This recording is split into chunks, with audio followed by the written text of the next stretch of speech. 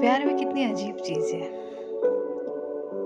कभी जिसे हम चाहते हैं वो हमें नहीं समझ पाता, कभी जिसको हम नहीं समझ पाते वो हमें चाहता रहता है। अजीब ही है ये प्यार। कुछ ऐसे ही अजीब प्यार की दास्तान सुनाने जा रही हूँ आज। पहली बार कहानी के रूप में कोशिश की है। उम्मीद है आप लोगों को पसंद आएगी। इस कहानी का शीर्षक है गुलाल। मैं शुरू करती हूँ अपनी कहानी। राहुल अपने दोस्त समीर के साथ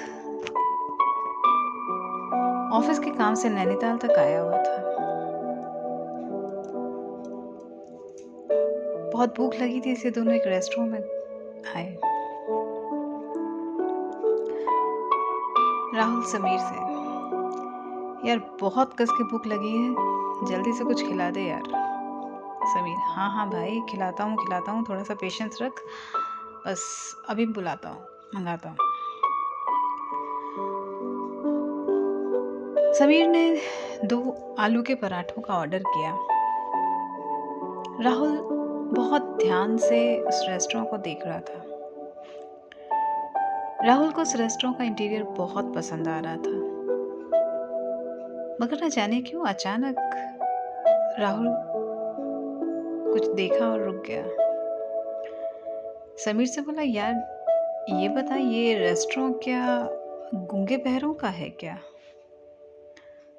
समीर बोला, हाँ यार, ये स्पेशल है रेस्टोरेंट। यहाँ के जितने भी वेटर्स हैं सब गूंगे बहरे हैं। यह सुनते ही राहुल गुस्से में बोला, क्या यार समीर, इतना भद्दा मजाक मेरे में ही मिला था करने के लिए? मुझे कुछ भी नहीं खाना, तुरंत यहाँ से चल। नहीं खाना है मुझे, कुछ भी नहीं खाना है। समीर, हद है यार, अभी तो तेरे को इतना भूख लगी थी और अब एकदम से हाँ भूख लगी थी।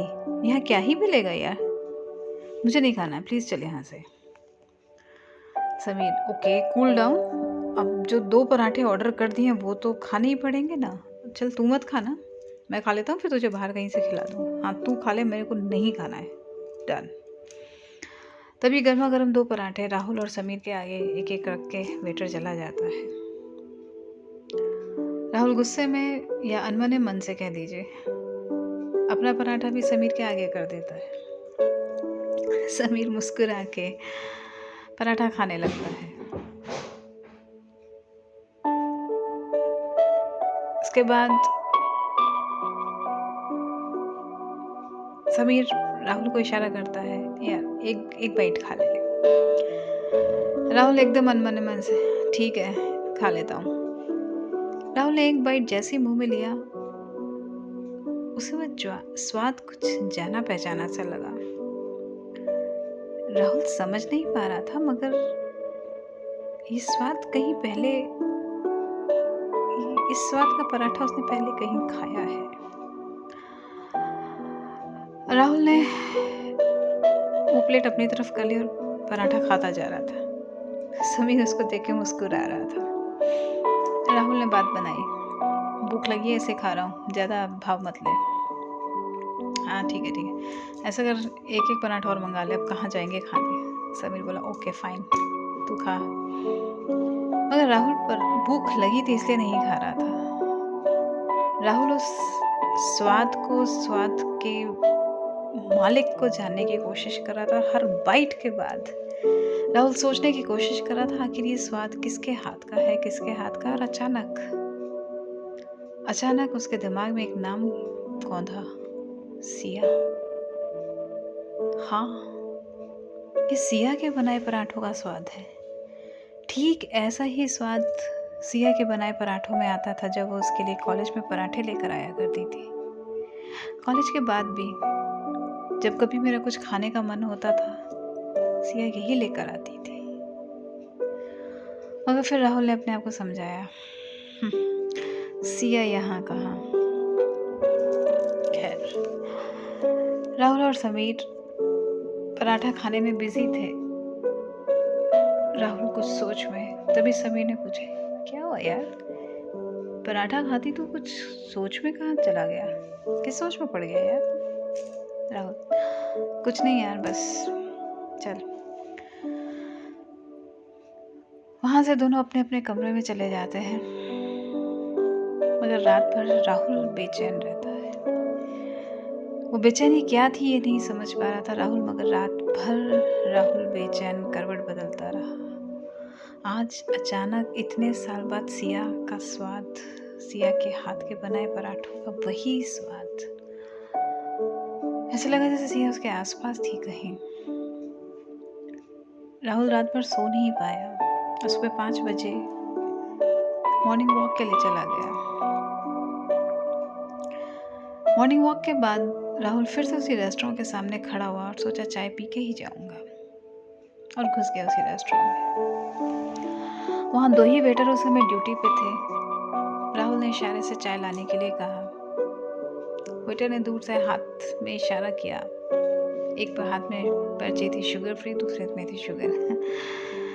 राहुल ने मुस्कुरा के शुगर फ्री की तरफ इशारा किया। हाँ, राहुल को ये अंदाज़ा अच्छा लगा। थोड़ी देर में वेटर उसके सामने चाय लेकर आया। राहुल ने जैसे ही चाय का पहला सिप लिया, फिर वही जाना पहचाना स्वाद, और वो भी सिया का। राहुल बहुत परेशान हो गया। ये है क्या माजरा, ये सिया क्यों इतनी याद आ रही है अचानक से।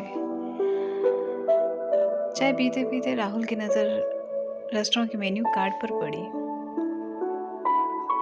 और वो मेन्यू देखकर बहुत परेशान हो गया, क्योंकि उसमें एक एक डिश वो थी जो राहुल को पसंद थी। राहुल समझ नहीं पा रहा था ये क्या हो रहा है उसके साथ। ये सब इत्तेफाक है या। और अचानक उसने रेस्टोरेंट का नाम देखा। तब तो राहुल एकदम, रेस्टोरेंट का नाम था फुल्लो।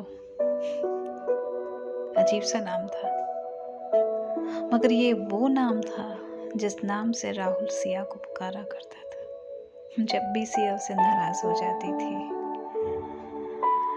राहुल समझ गया कि ये सब इत्तेफाक नहीं है। कहीं ना कहीं इन सब का संबंध सिया से है, मगर क्या और कैसे ये नहीं समझ पा रहा था राहुल। थोड़ी देर सोचा राहुल ने, और फिर अचानक वेटर को बुलाया। वेटर जैसे ही राहुल के पास आया, राहुल ने जोर से उसको एक थप्पड़ मारा। राहुल के इस बर्ताव को देखकर दूसरा वेटर बेचारा घबरा कर अंदर चला गया। थोड़ी ही देर में एक बहुत सुंदर सी महिला राहुल के सामने गुस्से में खड़ी थी। राहुल को राहुल ने देखते ही पहचान लिया कि ये और कोई नहीं, सिया ही थी। उसकी तरकीब कामयाब हुई। राहुल ने बोला, सिया तुम। किसी कस्टमर के मुंह से अपना नाम सुनकर सिया एकदम भौचक्की रह गई। उसने ऊपर देखा, उसके सामने राहुल खड़ा था। सिया गुस्से में तो आई ही थी, राहुल को वहां देखकर शायद और गुस्से में भी हो गई और जाने लगी। राहुल बोला, प्लीज सिया, जाना मत, बात कर लो। सिया, मुझे तुमसे कोई बात नहीं करनी है, प्लीज। सिया, मुझे तुमसे बात करनी है, प्लीज सिया, बात कर लो। सिया, बोल दिया ना, मुझे कोई बात नहीं करनी है। चाय का जितना बिल हुआ है उतने पैसे यहाँ पे कर दीजिए, एंड प्लीज जाइए। सिया, मैं आज ही लखनऊ वापस जा रहा हूँ, प्लीज बात कर लो ना, प्लीज कह रहा हूँ। अचानक सिया को अपने हाथ पर किसी के हाथ के होने का एहसास हुआ। राहुल ने सिया का हाथ पकड़ लिया था और आंखों में जैसे विनती करते हुए सिया ने कहा, ठीक है। और ये कहकर सिया वहीं बैठ गई। राहुल ने बोला, तुम यहाँ कैसे, शादी की यहाँ? सिया बोली, शादी का तो पता नहीं, मगर क्या मगर? याद है राहुल, एक बार होली में तुमने गुलाल से मेरी मांग भर दी थी। बस तभी से तुम्हें अपना मान लिया था और या यूं कहूँ खुद को तुम्हारा कर दिया था। ये जीवन किसी और के साथ मैं सोच ही नहीं सकी फिर। राहुल, मगर तुमने मुझे बताया क्यों नहीं सिया? सिया, बताया तो था राहुल, पर हाँ, पर मैंने ही उसको मजाक में लिया होगा, जो मैं अक्सर तुम्हारे साथ करता था। तुम्हारी अक्सर हर बात में मैं मजाक कर दिया करता था और तुम मुझसे नाराज हो जाया करती थी। कभी मैं तुमसे सीरियसली बात ही नहीं करता था। हाँ राहुल, पता नहीं तुमने कभी मेरे इमोशंस को, मेरी फीलिंग्स को सीरियसली लिया था कि नहीं, मगर मैं तुम्हारे अलावा किसी की नहीं हो सकी। ये तन, ये मन किसी को नहीं दे सकी। तुम तो शादी करके आगे निकल गए, मगर मैं किसी और के बारे में सोच ही नहीं सकी। माँ बाप ने भी कोशिश शुरू कर दी थी शादी की, जब घर में ज़्यादा जोर पड़ने लगा तो जितनी सेविंग्स थी मेरी, जो कुछ तोहफे थे तुम्हारे, कुछ अमानतें थी तुम्हारी, उन सब को लेके मैं नैनीताल आ गई। याद है, हम दोनों यहाँ आना चाहते थे। हाँ सिया है, सब याद है मुझे, भूला कुछ नहीं हूँ। अपने मजाक भी और तुम्हारा नाराजगी भी सब याद है मुझे।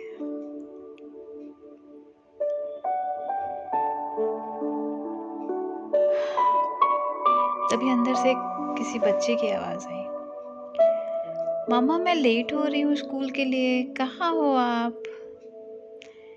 सिया का ध्यान एकदम से जैसे वो भूल ही गई थी। सिया ने बोला, राहुल चलती हूँ। राहुल बोला, तुमने तो कहा तुमने शादी नहीं की, फिर ये बेटी?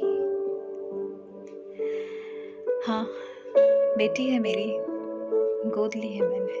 राहुल, ओह आई एम सो सॉरी। चलता हूँ सिया, मगर जल्दी आऊँगा। सिया, नहीं राहुल, तुम्हारी अपनी जिंदगी है, अब तुम उसको जियो। मैंने भी अब तुम्हारे बिना जीना सीख लिया है, तो प्लीज इस ठहरी हुई जिंदगी में आकर कोई हलचल मत मचाओ। तुम अपना जीवन जियो, मुझे अपना जीने दो। राहुल कुछ भी नहीं बोला और बस चाय के पैसे देके चल दिया। मगर रास्ते में राहुल यही सोचता रहा कि क्या रिश्ता था उसका उससे। समझ नहीं पाया, मगर जिससे शादी की उससे भी तो निभा नहीं पाया, क्योंकि शायद सिया जितना उसको प्यार करती थी उतना ना भी सही तो प्यार राहुल भी उसे करता था। वो अलग बात है कि इस चीज को समझने में उसे देर लगी।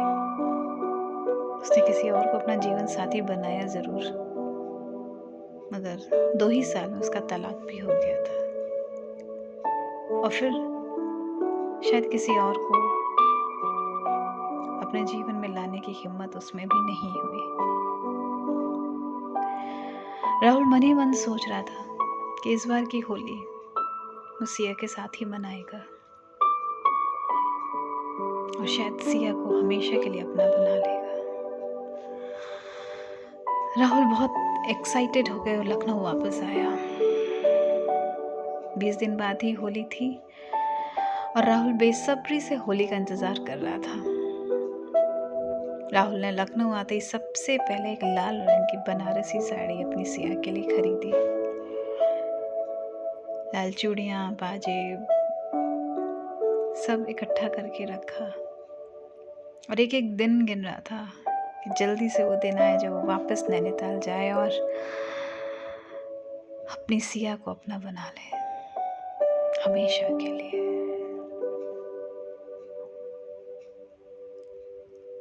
वो दिन भी आया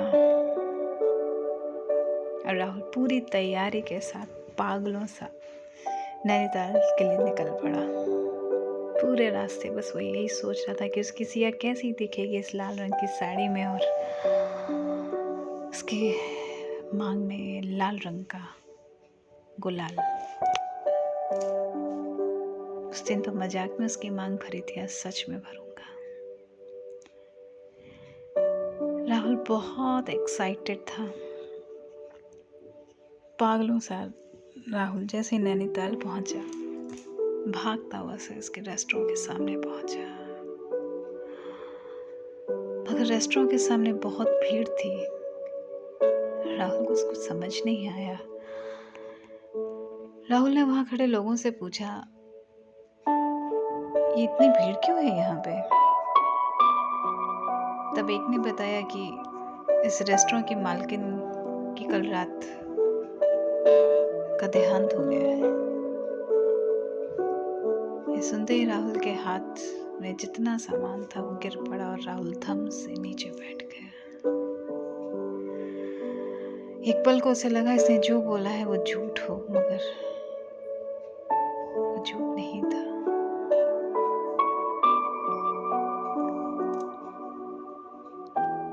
राहुल समझ नहीं आ रहा था क्या करूं।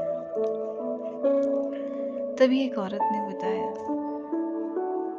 इस रेस्टोरेंट की जो मालकिन थी ना, अजीब सी औरत थी। होली पे लोग पुराने कपड़े पहनते थे, वो उस दिन नई साड़ी पहनती थी। होली पे लोग रंग खेलते थे, वो कहती थी मुझ पे तो एक ही रंग चढ़ा है, किसी के साथ रंग भी नहीं खेलती थी। लेकिन उस दिन बहुत तैयार भी होती थी और आज ही की तैयारी के लिए वो मार्केट से सामान खरीदने गई थी कि लौटते में उसे रात हो गई और किसी पागल जीप वाले ने तेज गति से चलाते हुए जीप उसको टकरा दी और उस बेचारे ने वहीं दम तोड़ दिया। राहुल की सांसें रुक सी गई थी। ये क्या हो गया? काश वो एक दिन पहले आ गया होता, काश वो अपनी सिया के साथ गया होता, काश।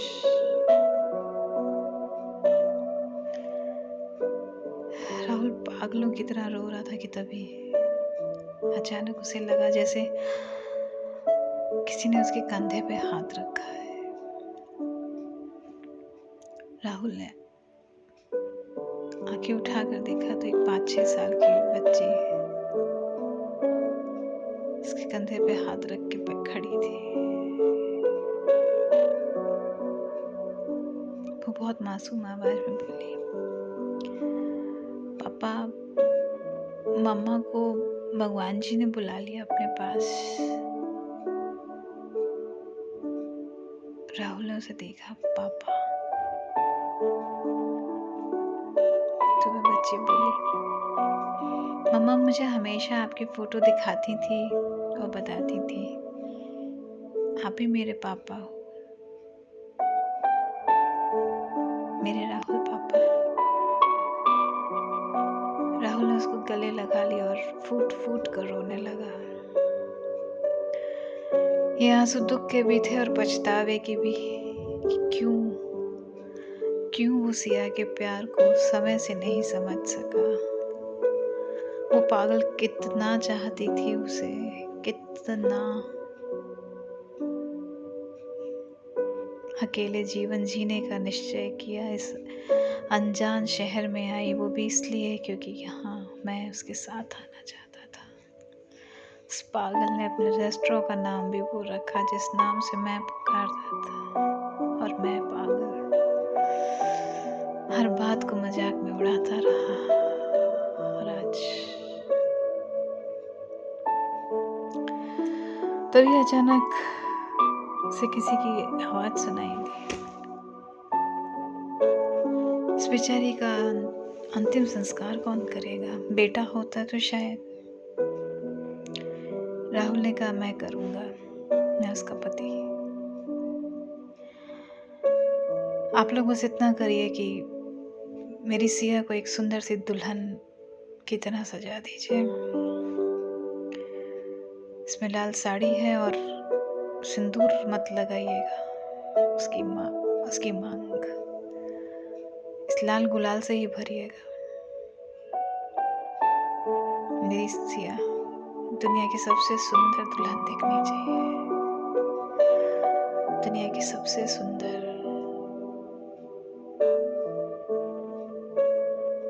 थोड़ी देर बाद उसकी सिया दुल्हन बनी उसके सामने थी। राहुल उसे देखता जा रहा था और पागलों की तरह रो रहा था। आज सिया उसकी तो हो चुकी थी, हमेशा के लिए। इस तरीके से हो चुकी थी कि कोई उसको उसे छीन नहीं सकता था।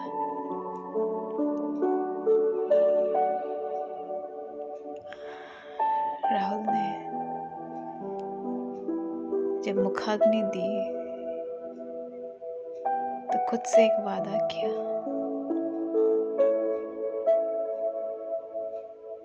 कि अब उसकी बेटी को वो ही पालेगा, अपनी बेटी बनाकर।